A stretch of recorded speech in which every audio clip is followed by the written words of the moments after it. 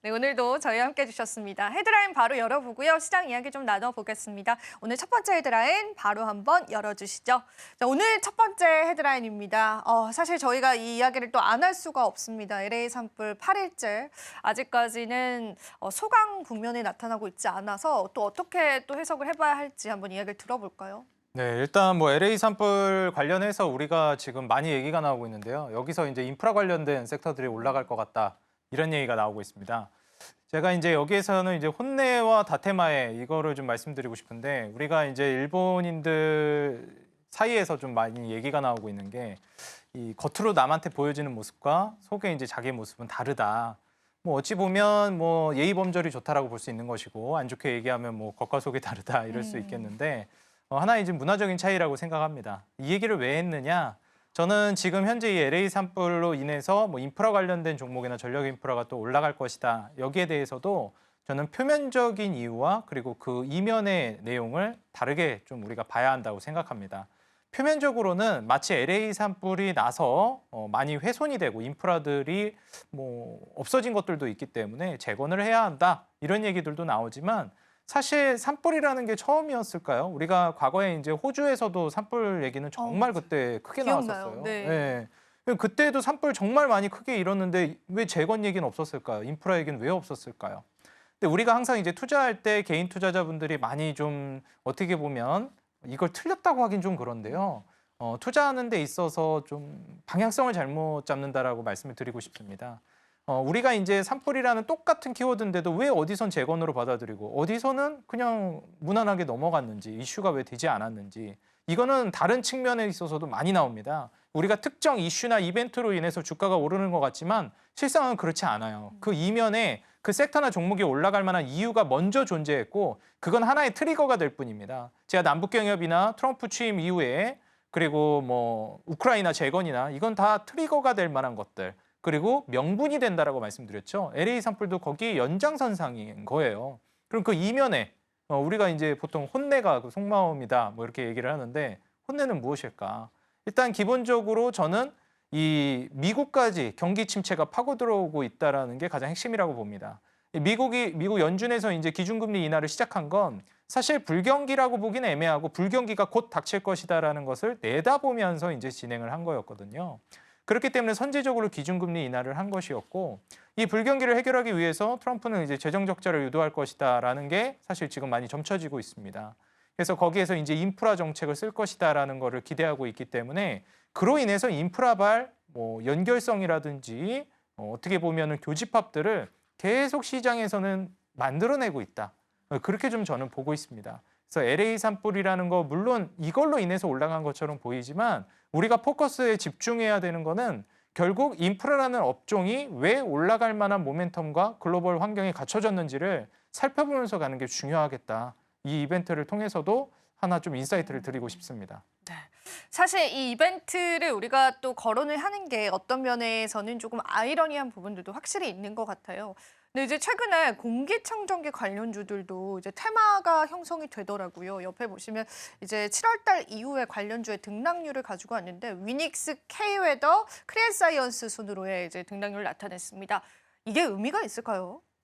사실 이제 단발성 테마 정도로 저는 보고 있고요. 이게 좀 장기적으로 가기에는 좀 쉽지 않을 것 같아요. 그래서 오히려 지금 이 이벤트를 통해서는 폭발력 있게 오르는 건 아마 이런 쪽이 좀 더 폭발력 있게 올라갈 겁니다. 근데 중요한 거는 결국 이런 좀 단발성 이벤트가 될지 모르는 테마성보다는 방금 말씀드렸던 그 근간의 그 뒤에 배경으로 올라갈 만한 모멘텀과 환경이 갖춰진 그런 섹터들, 결국 인프라 관련된 종목들이 트럼프 취임 이후에도 여러 가지 각종 이슈를 타고 올라갈 거라고 보고 있어요.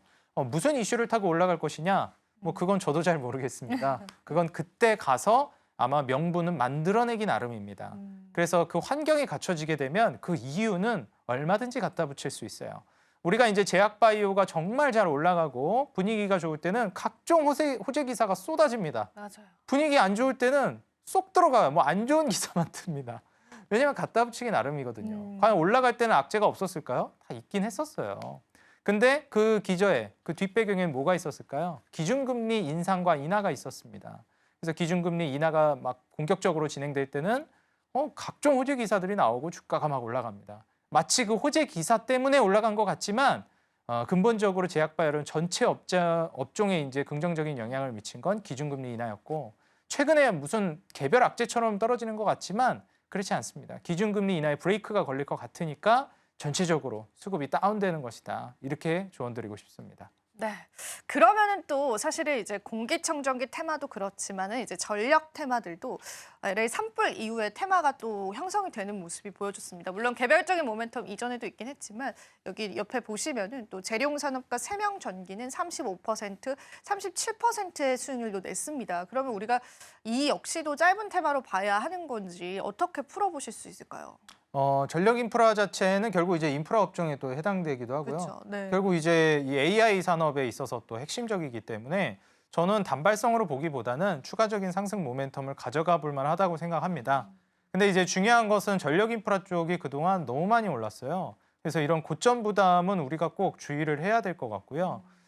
산불이라는 어찌 보면 이런 이벤트가 좀 발생하면서 결국에 추가적인 모멘텀을 가져가는 게 전력 인프라 쪽으로 조금 더 치우쳤지만 아마 추가적인 이벤트나 뭐 올라갈 만한 모멘텀도 계속 생겨날 겁니다. 뭐 재건이라든지 지금 우크라이나 재건 얘기가 가장 많이 얘기가 나오고 있죠. 근데 저는 더 나아가서 이 남북 경협 얘기도 또 나올 거라고 봅니다. 우리가 1기 정부 때를 또 되돌아보면 트럼프가 이제 전략적으로 또 그런 카드들을 이용한 거였거든요. 2기 때도 저는 강력하게 또 이 카드들을 이용할 거라고 보고 있고요. 외교를 또 워낙에 잘하잖아요. 그래서 김정은과의 대화도 저는 시도해 볼 가능성이 굉장히 높다. 이렇게 좀 보고 있습니다. 그러면은 우리가 산불을 놓고 봤을 때, 띄워놓고 봤을 때도 이제 재건 테마 같은 경우에는 계속 긍정적으로 보시는 거네요. 그 일전에 또 전진건설 로봇이라는 종목도 저희에게 주시기도 하셨잖아요. 네. 이 건설 기계 쪽, 재건 쪽 테마, 그쪽은 좀 긍정적으로 보시는 이유가 있을까요? 일단 뭐 방금 말씀드렸던 그 배경이 깔린 게 가장 저는 중요하다고 중요하고, 보고요. 네. 예, 그다음에 이제 재건 안에서도 건설 기계를 보는 이유는 건설 기계가 가장 1차적으로 먼저 수급이 들어올 만한 섹터라고 보고 있습니다. 우리가 재건을 할 때도 마찬가지지만 뭐 도로를 깔고 건설을 하고 여러 가지가 있어요. 사실 철도를 까는 것도 있고요. 근데 그거는 하나의 좀 개별적인 모멘텀이라고도 볼 수 있는데 인프라라는 큰 카테고리 안에서 세분화된 건데 뭐 철도를 깔 때도 마찬가지고 건물을 지을 때도 마찬가지고 건설 기계는 계속 쓰입니다. 그렇기 때문에 그 초반 단계부터 끝까지 함께 할 수 있을 만한 재건 인프라라든지 이 인프라라는 큰 카테고리로 보더라도 저는 연속성이 꽤나 길다라고 보기 때문에 아무래도 지금같이 순환매가 돌고 있지 않은 상황에서는 먼저 건설 기계부터 보시는 게 좋겠고요. 아마 우리가 남북 경협 때 경험하셨던 분들은 이제 기억하실 텐데 순환매가 돕니다. 막 무슨 가스관 관련된 종목도 갔다가 시멘트 갔다가 건설 기계 갔다가 건설 갔다가 이렇게 막 계속 돌거든요. 인프라 안에서도. 그래서 이런 부분들을 보시고 아직 안 갔네. 뭐 예를 들어서 시멘트가 갔는데 아직 뭐 강관이나 가스관 이런 쪽이 안 갔네. 이런 식으로 철도가 아직 안 갔네. 우리가 트럼프 1기 때 남북경협주 순환매 돌았던 거를 다시 되짚어 본다면 아마 그때 순환매가 돌았던 게 또 유사하게 돌 가능성이 높아서 이런 식으로 한번 우리가 과거를 통해서 좀 점쳐보는 것도 좋은 전략이 될 수 있을 것 같습니다. 네, 좋습니다. 이렇게 해서 첫 번째 헤드라인 저희가 한번 마무리해보고요. 두 번째 헤드라인 바로 한번 열어보고 또 시장 이야기 같이 나눠보겠습니다. 자, 오늘 두 번째 헤드라인 바로 한번 열어주시죠.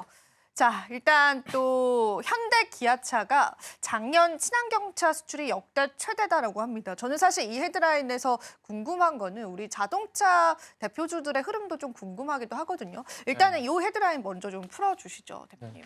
일단 지금 친환경차가 굉장히 좀 좋지 않은 흐름을 보여주고 있는데 네. 여기에서 지금 현대기아차 같은 경우는 꽤나 저는 준수하다라고 보여집니다. 네. 우리가 지금 전기차나 배터리 쪽이 많이 좀 위축됐는데 대안으로 떠오르고 있는 게 이제 하이브리드거든요. 근데 지금 하이브리드가 그 징검다리 역할을 할 것으로 보고 있는 과정 안에서 현대기아차가 지금 이 하이브리드 판매량이 굉장히 올라가면서 강세를 띠고 있어요. 그리고 이번에 이 관세 관련해서도 정말 트럼프 취임 전부터 말이 많았는데 제가 계속해서 말씀드렸죠. 관세라는 거는 하나의 전략적 카드입니다. 이걸 진짜 이렇게 해서 물가를 막 치솟아 오르게 만들겠다 이런 전략으로 보고 있지는 않아요. 이 관세라는 것은 협상 테이블로 오지 않으면 너희 관세 부과할 건데 안 올 거야? 라고 하는 우위를 점치기 위한 전략으로 보고 있고요. 결국 그렇게 됐을 때 미국의 이제 우방국이라고 한다면 다른 식으로 이제 카드를 줄 가능성이 높다라고 제가 계속 말씀드렸습니다.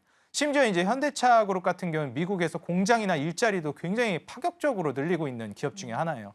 과연 이런 기업한테 관세를 부과하면서 불합리하게 혹은 피해를 줄 만한 모멘텀을 작용할까? 트럼프 사업가 출신입니다.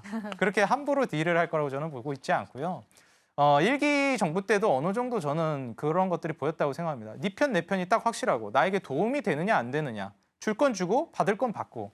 이게 저는 확실하다고 보여지기 때문에 현대차 그룹에 있어서도 저는 굉장한 모멘텀이 불러올 거라고 좀 보고 있습니다. 그래서 실제로 이번에 그 관세에서도 저는 크게 영향을 영향 없을 거라고 보세요? 네, 크게 없을 거라고 보고 오히려 지금 우리나라 기업들 중에서도 계속해서 이제 관세에서 좀 영향권 밖으로 벗어나는 기업들이 하나둘 발표가 되고 있기 때문에 맞아요. 그런 거. 이 부분에 대해서도 뭐 반도체나 자동차, 조선 이런 쪽에서는 저는 크게 우려하고 있지는 않은 모습입니다. 그래서 지금 현재 우리가 불경기에 사실 자동차를 투자하는 게 어려울 수 있는데 불경기 모멘텀에 오히려 외형 확장을 하는 생존 기업을 보시는 게 좋다. 제가 항상 말씀드렸잖아요. 그래서 지금 현대차 그룹주는 투자를 시작해도 좋을 만한 시점에 왔다라고 저는 말씀드리고 싶습니다. 제가 궁금한 부분들이요. 일단은 이제 관세 리스크를 받았었던 업종이기도 하잖아요. 근데 네. 이제 사실 트럼프가 취임하면서 행정 명령을 여러 개 쏟아낼 것이다라고 보고 있는데 그중에 관세 역시 거론이 되는데 국내 관세 영향받는 업종들 있잖아요. 그 업종들은 이제 관세 리스크가 이미 다 반영이 됐다라고 생각을 하세요? 그래서 추가 리스크는 없을까요? 물론 뭐 미래의 일이고 가봐야 알겠지만은 저는 어느 정도 가시권에 다 들어왔다라고 생각합니다. 그래요? 예, 추가적으로 나올 만한 악재는 좀 미비할 거라고 보고 있고요. 오히려 저는 좀 이 과정 안에서 변수를 줄이는 전략은 수출 효자 품목들은 변수가 많이 적을 것 같아요. 네. 그러니까 예를 들어서 네. 반도체나 조선이나 자동차, 우리나라 대표적인 수출 효자 품목군들이잖아요. 이런 쪽은 미국에서도 워낙에 또 일자리나 방금 말씀드렸던 생산성을 높이고 있는 상황이고 심지어 우리나라는 공산국가가 아니잖아요. 네. 미국 편에 있는 국가잖아요. 그렇기 때문에 뭐 우방국으로서 충분히 혜택을 줄 것이고 피해가 가면 중국이나 뭐 러시아나 이런 국가들한테 피해가 가지 한국한테 피해가 가는 쪽으로 미국한테 협업을 하고 있는 기업이나 국가한테 피해가 가는 쪽으로 갈 거라고는 저는 생각되지 않습니다. 궁금한 게 또 하나 있는데 일단 저희가 2차 전지는 최근에 그래도 반등 양상들이 좀 나와주고 있고 사실 지금 수출 품목의 효자는 하이브리드 차잖아요. 네. 하이브리드랑 2차 전지를 놓고 봤을 때는 어느 쪽의 모멘텀들이 조금 더 살아있다라고 보실까요, 대표님?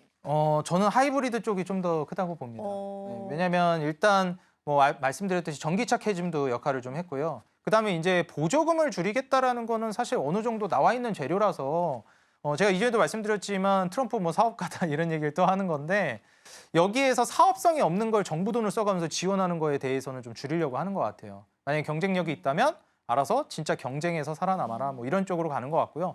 불이익을 주진 않아도 혜택을 이제 좀 줄이는 쪽으로 가지 않을까 그렇게 좀 예상이 되고 있습니다. 지금 바로 구독을 눌러보세요.